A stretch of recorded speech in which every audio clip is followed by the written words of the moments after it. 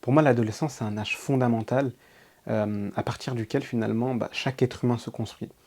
C'est un âge finalement où pendant très longtemps nos parents ont été nos modèles, etc. Et on essaie de s'en détacher, on essaie de se construire sa propre personnalité. Et du coup, à partir de là, on essaie forcément de se détacher du parent. Et c'est pas spécifiquement évident.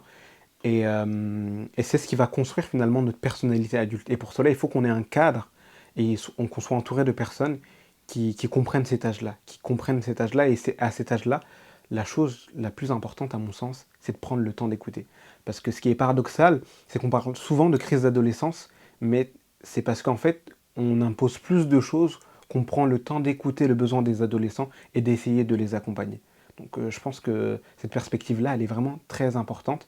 Et c'est vrai qu'à cet âge-là, on leur parle souvent de respect. Et c'est vrai que le respect, on se doit mutuellement du respect. Et souvent, dans le fond pardon, de notre discours, c'est vous me devez le respect. Et la réciprocité pardon, n'est pas spécifiquement sous-entendue et on ne la ressent pas.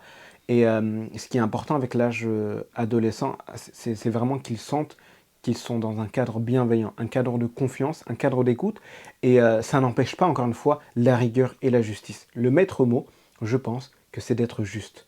À l'image du prophète sallam qui prenait le temps d'écouter les compagnons et les personnes qui l'entouraient, je pense que c'était une même posture qu'il faut avoir avec les adolescents. Et je vous donne rapidement une petite anecdote que j'ai entendue dans une conférence où il est dit un jour que le prophète sallam a envoyé un jeune faire ses courses. Et si je ne me trompe pas, c'est Anas ibn Malik, radiyallahu anhu, ce jeune compagnon qui a été élevé par le prophète sallam lorsqu'il était à Médine. Donc lorsque le prophète il est arrivé à Médine, sa maman est venue, il lui dit, voilà, je te lègue Anas, je te laisse Anas, il sera à ton service. Et d'ailleurs, ce dernier dira, en parlant du prophète, j'ai été 10 années à ses côtés, et il ne m'a pas dit une fois, Anas, pourquoi tu n'as pas fait ceci comme cela, pourquoi tu n'as pas fait cela, etc., etc. Et au travers de cela, on voit la rahma et la bonté du prophète, sallallahu alayhi wa sallam. Donc, il y a ce dernier, finalement, d'aller lui acheter quelque chose, ou d'aller lui faire une commission. Et en chemin, Anas, radiallahu anhu, s'arrête et commence à s'amuser avec ses camarades.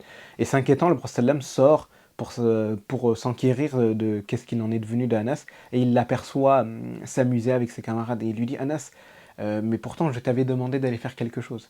Et il a souri et il est parti faire cette chose-là. Donc il n'a pas été tout de suite dans la réprimande, comment ça se fait que tu n'as pas fait ça, depuis tout à l'heure je t'attends, etc., etc. Il a vu, il a compris finalement cet âge un peu de l'ignorance et de l'insouciance, et il est parti faire sa tâche. Et là, il a marqué, là il a planté une graine chez Anas. C'est que ça arrive de faire des erreurs, ça arrive d'oublier.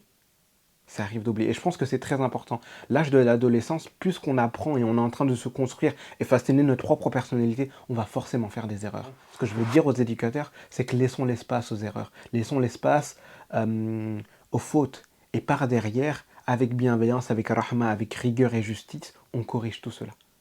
Voilà.